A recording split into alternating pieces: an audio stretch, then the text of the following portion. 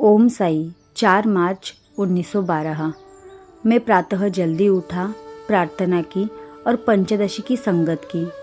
हमने साईं बाबा के बाहर जाते हुए दर्शन किए और रोज़ाना की तरह मैं लगभग 11 बजे मस्जिद गया। साईं बाबा बहुत आनंदित भाव में थे, बैठकर बातें करते रहे, किंतु उन्होंने बताने लायक कोई कहानी नहीं सुनाई। दोपहर की आरती हमेशा की तरह संपन्न हुई। मेरी पत्नी को साईं साहिब की पूजा करने के लिए जाने में देर हुई, लेकिन साईं साहिब ने अत्यंत कृपापूर्वक अपना भोजन बीच में ही रोककर उसे पूजा करने दी। दोपहर को हमने अपनी पंचदशी के पाठ की संगत को आगे बढ़ाया, जो कि लगभग अंधेरा होने तक चली, जबकि हम साईं बाबा की सैर के समय उनके दर्शन के लिए गए। वाड़ा आरती के बाद सेज आरती हुई।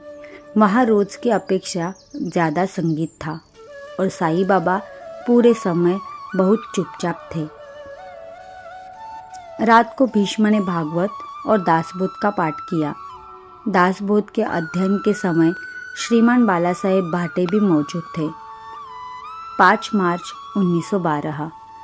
मैं प्रातः इतनी जल्दी उठा कि मैंने अपनी प्रार्थना समाप्त कर ली। सुबह के कार्यों से निवृत्त हुआ और काकड़ आरती के समय से पहले 1 घंटा लेट भी गया।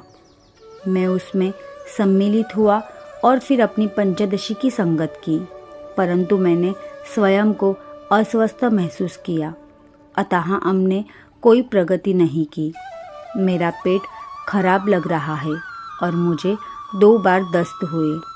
हमने साईं साहिब के बाहर जाते हुए दर्शन किए और जब वे लौटे तब हम मस्जिद में गए। वे ज़्यादा कुछ नहीं बोले और दोपहर की आरती बिना किसी घटना के संपन्न हुई। भोजन के बाद मैं लेट गया और देर तक सोता रहा। श्रीमान बापू साहेब जोग बाला साहेब भाटे के साथ अपना निवृत्त वेतन लेने कोपरगांव गए और दोपहर में संगत नहीं हुई। मैं भी स्वस्थ नहीं था और मुझे दस्त हुए थे।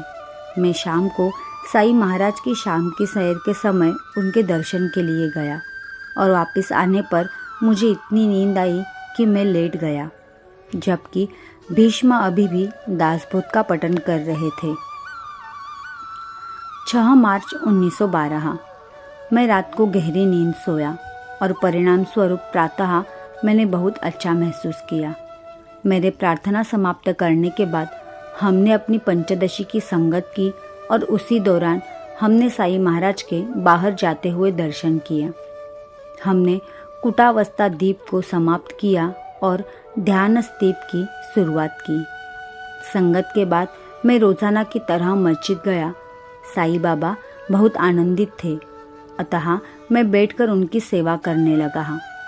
उन्होंने कहा कि उन्हें लगा कि वे कमर, छाती और गर्दन से जकड़े गए हैं, कि उन्होंने सोचा कि उनकी आँखों में नागवेली के पत्ते डाल दिए गए हैं। आंखें खोलने पर उन्हें पता चला कि माजरा क्या था। उन्होंने देखा कि कुछ ऐसा था जिसे वे समझ नहीं पाए। उन्होंने उसकी एक लात पकड़ी और वह नीचे लेट गया। उन्होंने आग जलाने की कोशिश की, पर लकड़ी पूरी सूखी नहीं थी, अतः नहीं जली।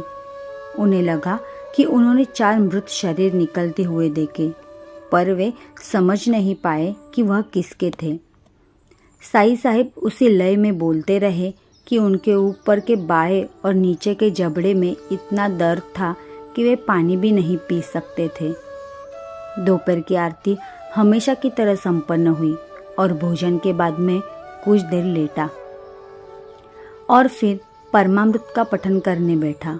बाद में हमने पंचदशी की संगत अंधेरा होने तक की और फिर साईं साहिब की सैर के समय उनका दर्शन किया।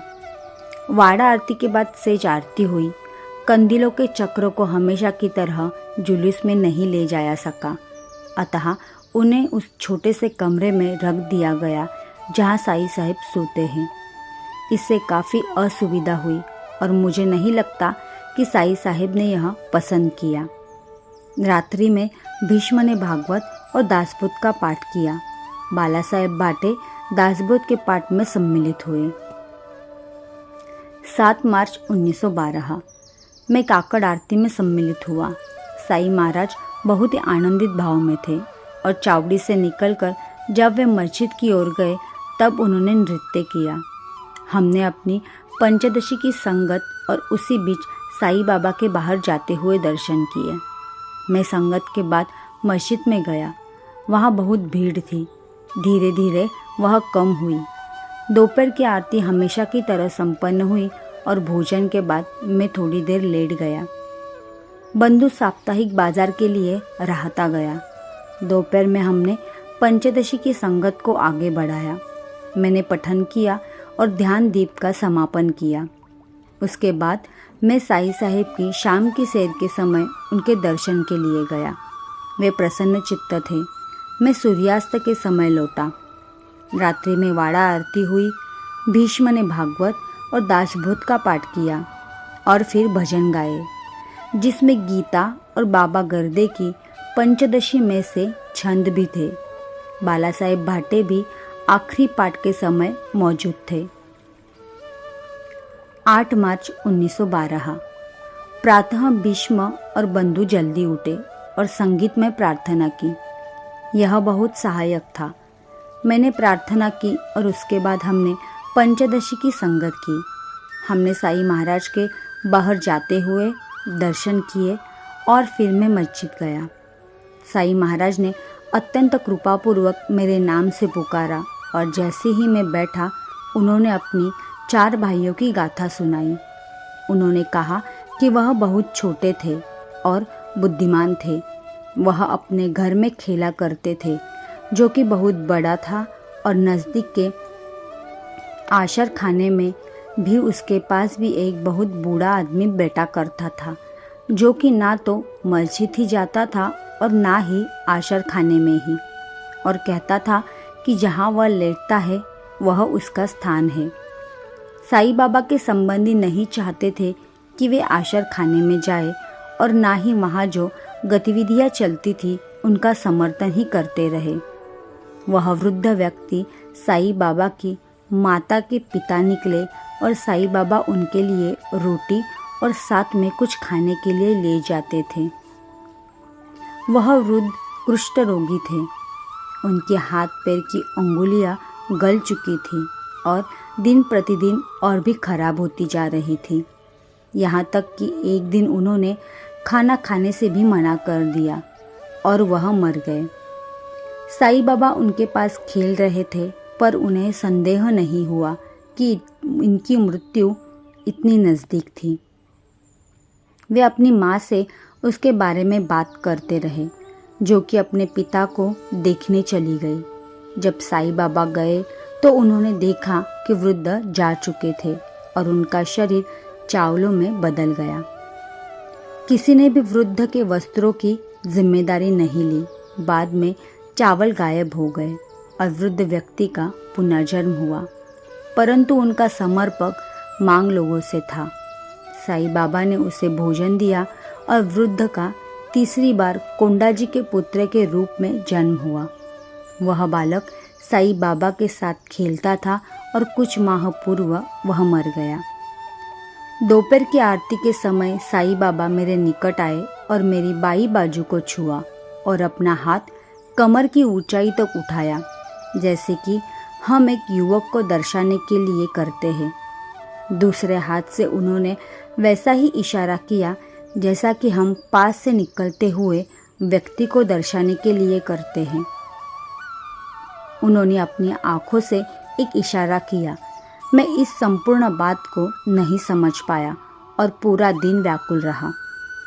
हमने दोपहर की पंचदशी की संगत की, नाट्य दीप समाप्त किया और ब्रह्मानंद की शुरुआत की।